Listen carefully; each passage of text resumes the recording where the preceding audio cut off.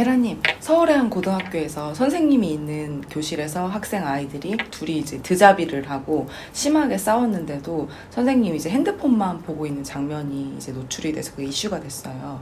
어떻게 보시나요?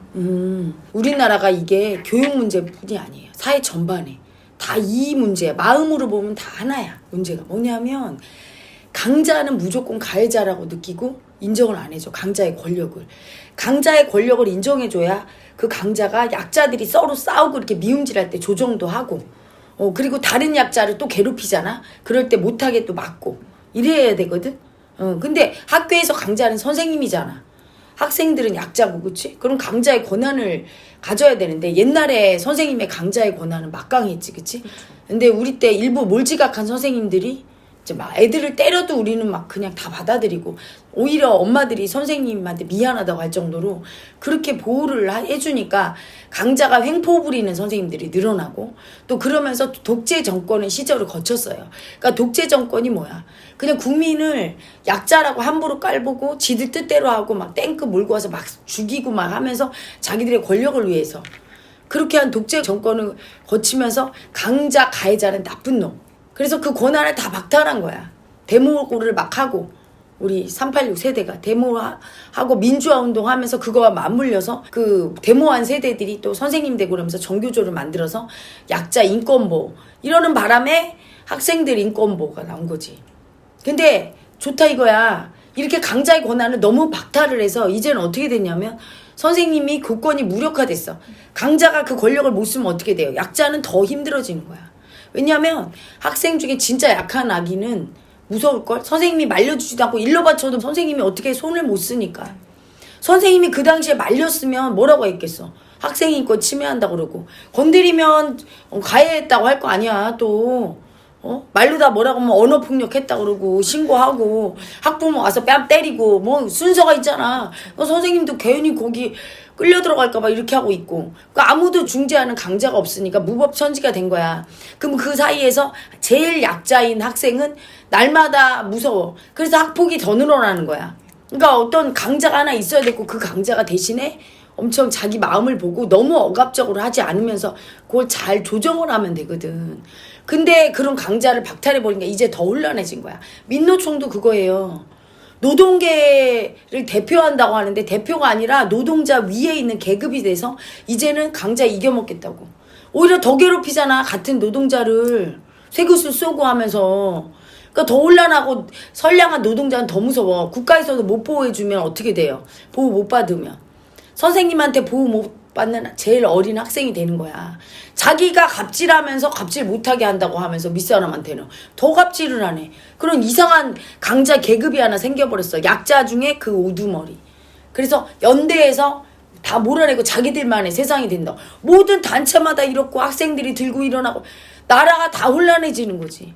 그렇게 하면서 사실 하는 행태를 보면 사실 민노총도 그렇고 한노총도 그렇고 노동자 보호한다고 하면서 자기들 세력 안에 들어오지 않는 사람은 막 앞정 깔아가지고 막 펑크 내고 일도 못 가게 하고 이렇게 하면서 횡포 부리는 게 뭐 옛날 뭐 독재 정권 못지 않은 것 같아요. 그렇지. 독재 정권 타도할 필요 없어. 지들이 똑같이 해. 자기 말 안 듣고 자기 비위에 거슬리면 별짓 다 하잖아. 말 안 들어주면 분신하고 그냥 열살하고 호칭 붙이고 하잖아. 그거랑 똑같은 거야. 학교도 지금 학폭이 더 늘어났잖아. 옛날부터. 아니 그 학생들 인권이 신장이 됐으면 학교 폭력 줄어들어야 돼. 응? 근데 어떻게 됐어? 인권 되게 신장하고 교권 낙하시켜서 선생님들이 혼내지 못하게 했는데 학폭이 왜 더 늘어나? 당연한 거야. 학폭 늘어날 수밖에 없어. 왜냐하면 선생님이 중재하는 강자가 없으니까. 약자끼리 막 싸우는데 그 약자 중에서 강한 놈은 분명히 있지? 똑같지가 않잖아. 그러면 그 약자가 내 위에 강자 없네? 항상 사람은 누가 위에 있다고 생각해야 조심하는데 아무도 없네? 그럼 막 하는 거야. 그러니까 학교 폭력이 더 생기고 선생님한테 무서워서 못 일러바치는 거야. 애들도 약자는. 왜냐 일러바쳐도 소용없거든. 교권이 없으니까. 이렇게 무질서하게 되는 거예요. 강자는 가해자지만 동시에 강자의 권한을 잘 쓰면 긍정적으로 쓰면 되게 보호하고 지켜주고 이런 강자를 할 수 있는 거야. 가해자의 부정적인 측면만을 보면 안 되는 거지. 긍정적인 측면이 있는데 그거를 잘 조정해서 적당히 쓰게 해서 가해자를 진짜 나쁜 학생들만 혼내키게 해서 이렇게 조정이 돼야 되는데 그 조정은 마음이 하는 거거든. 요 정도면 됐다 이렇게. 그래서 우리나라 언어 중에 적당히 이런 게 있잖아. 적당량. 근데 외국은 없어. 그게 설탕 한 테이블 스푼 넣으세요. 이게 근데 우린 적당히. 그게 마음으로 볼 때 적당인 거야. 근데 그 마음을 표현한 게 뭐냐면 마음으로 중재할 때 가장 정확한 거야. 자기 마음을 보고 마음 공부를 했으면 적당하게 요 정도 애들한테 가해하면 되겠다. 혼나는 애한테 이래서 선생님이 조정을 하는데 마음 공부 안 하니까 때릴 때 너무 많이 때리는 거지. 그러니까 또 이걸 뺏어버리니까 학생들이 이번에 지멋대로 덤비는 거야. 학생도 마음 공부를 통해서 적당히 선생님이 부당할 때 적당히 이렇게 얘기를 하고 반항을 하고 적당히 해야 돼. 항상 그 자기 마음을 보고 해야 되거든. 근데 그게 아니라 선생님 잘못해서 아무것도 하지 마. 학생한테 다 줘.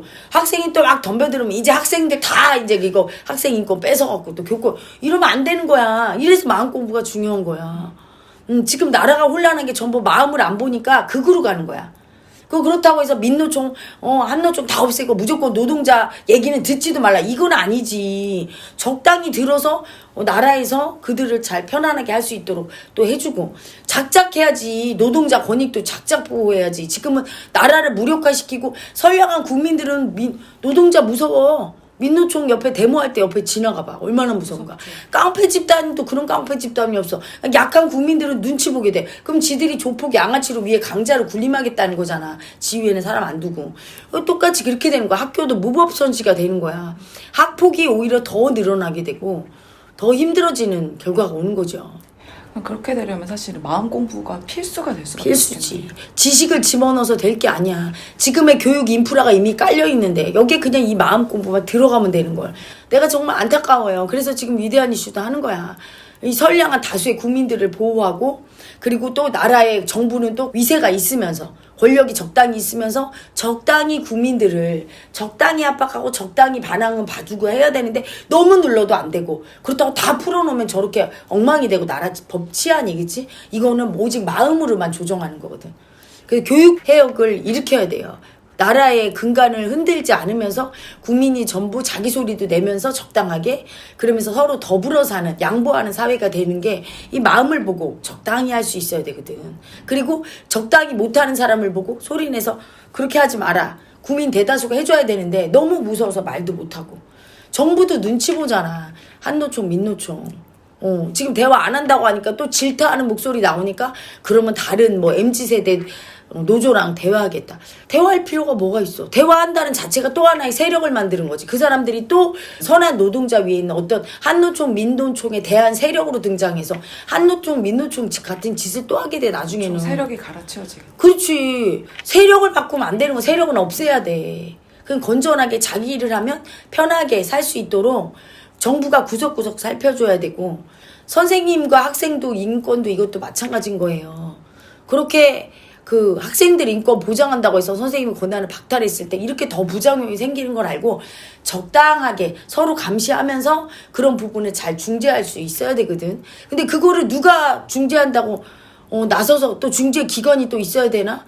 너무 힘든 문제야. 마음 공부가 들어가면 적당히 자기 마음을 보고 적당하게 할 줄 알아. 받아들일 줄 알고 깨어있는 의식이 돼야 돼요. 국민들 전체가. 그러려면 이제 이 마음 공부가 들어가야 되겠죠. 그렇게 되는 날까지 이제 위대한 이슈에서 이런 여러 가지 사안들의 소리를 이렇게 내주고 있는 거예요. 국민 청원하는 방법을 안내 드릴게요.